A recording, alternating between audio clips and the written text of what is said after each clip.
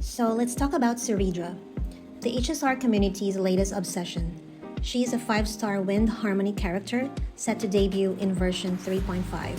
She's a Chrysos heir, a symbol of justice, and a character whose stunning design has players buzzing with excitement. But there's a storm brewing in the community.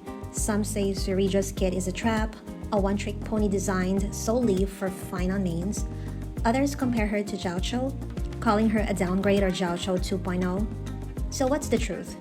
Is Cerydra a must-pull for Phainon fans, or does she have broader potential? Should you save your Stellar Jades or go all in for her banner?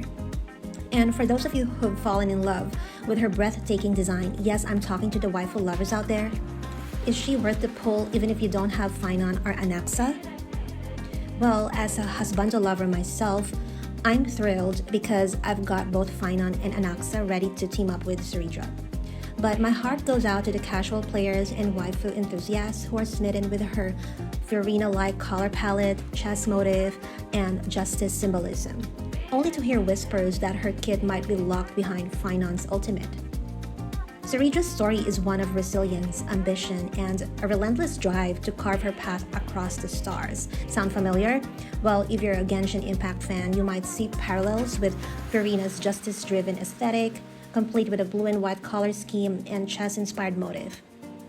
Cerydra also looks very elegant and powerful, with the chess symbolism, her ability tied to strategic moves, makes her feel like a master tactician on the battlefield.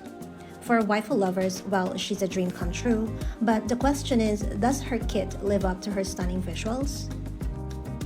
And based on leaks from version 3.5 beta testing, Cerydra is a 5-star wind harmony character, and her abilities are centered around amplifying skill damage, energy regeneration, and SPD for her allies. Her signature ability is where things get spicy.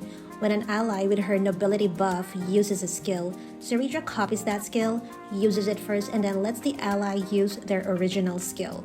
Essentially, she doubles the impact of a single skill, which is a game changer for a burst-heavy DPS character like Phainon or Anaxa. Now, here's where the controversy kicks in. Posts on social media suggest Cerydra is hyper-tailored for Phainon.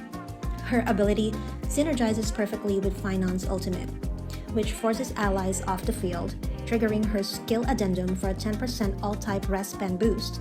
This makes her a powerhouse in Phainon teams, potentially doubling his Meteor Strike damage. For Phainon mains like me, this is huge because her buffs can push his DPS to astronomical levels, especially with her signature light cone, which boosts attack and skill damage. But the community is split. Some players call her a Phainon slave, arguing that her kit is too niche with high energy costs and buffs that only shine when paired with him. Others compare her to Gacha, an agility support who's more versatile across teams. They're saying she's Gacha 2.0, but worse, locked behind Phainon's mechanics. Those who adore her design are heartbroken, feeling like they need Phainon or Anaxa to justify pulling her. And let's be real, not everyone has both male characters, especially casual players who might have skipped their banners. There are so many speculations on social media right now, but we'll need to wait for version 5 beta testing to confirm, because the fear is real. Do you think Cerydra will be a one-patch wonder like Sparkle, who shone brightly but faded as newer supports outclassed her? Or is she a niche support with staying power? So should you pull for Cerydra?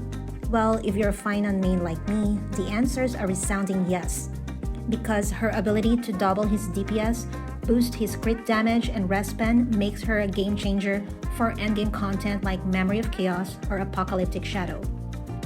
Pair her with Sunday and Bronya and you're clearing stages with ease. Anaxa mains also get a massive boost, especially if you're running a wind-focused team. But what if you don't have Phainon or Anaxa? If you're a waifu lover drawn to Cerydra's gorgeous design, the decision is tougher. Her kit's niche nature means she's not as plug-and-play as universal supports like Ruin Mei or Tribi. Casual players might feel frustrated if they pull her only to find her buffs underwhelming without the right DPS. The high energy cost of her ultimate and reliance on Phainon's field exit mechanic can feel restrictive, and leaks suggest her personal damage is decent but not enough to justify building her as a sub-DPS. Still, there's hope. Version 5 of her beta testing is ongoing, and Hoyoverse might tweak her kit to broaden her synergies. Imagine if they reduce her energy costs and work with more characters like Aglaya or future DPS units in version 4.0. If you're smitten with her design, it might be worth waiting for final beta notes before deciding. Her lore and aesthetic alone make her a collector's gem, and for waifu enthusiasts, that's reason enough. Now let's talk about why niche supports like Cerydra are a good thing for Honkai Star Rail.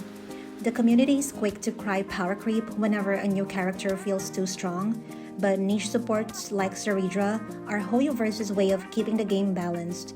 Unlike universal supports who risk overshadowing older characters, niche supports carve out specific roles, ensuring no single unit dominates every team. Cerydra's focus on skill-heavy DPS like Phainon and Anaxa means she enhances specific playstyles without invalidating other supports like Ruben May or Sunday. This keeps the meta diverse, letting you mix and match teams based on your roster. And by designing characters like Cerydra to shine in specific team compositions, Hoyoverse ensures that older supports remain relevant for other strategies, preventing a cycle where every unit outclasses the last. This approach extends the game's longevity, giving players like you and me the freedom to experiment with creative team building. Cerydra's unique kit encourages strategic planning, rewarding players who master her synergy with Phainon or Anaxa. It's not about locking her behind Phainon's ultimate, but it's about giving her a distinct identity that adds depth to the game. So while some see her as a Phainon slave, I see her as a testament to Hoyoverse's commitment to variety. She's not here to replace Jiaocho or Tribi, she's here to offer a fresh playstyle that shines in the right hands. And with version 5 beta testing underway, there's still a chance her kit could become more flexible, making her a valuable addition for more teams. Whether you're a husbando lover, a waifu enthusiast, or a meta chaser, Cerydra's potential to shake up your roster is undeniable. And Cerydra is more than just a Phainon support. She is a symbol of strategy, style, and evolving Honkai Star Rail meta. Yes, her kit leans heavily into Phainon and Anaxa synergies, but that's what makes her special. She's not a one-size-fits-all support, and that's okay.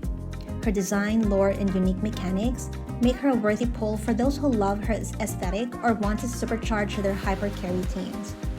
If you're on the fence, wait for version 5 beta testing results to see if Hoyoverse broadens her utility. Either way, Cerydra's here to remind us that niche supports keep the game fresh, preventing power creep and ensuring every character has a place in the stars.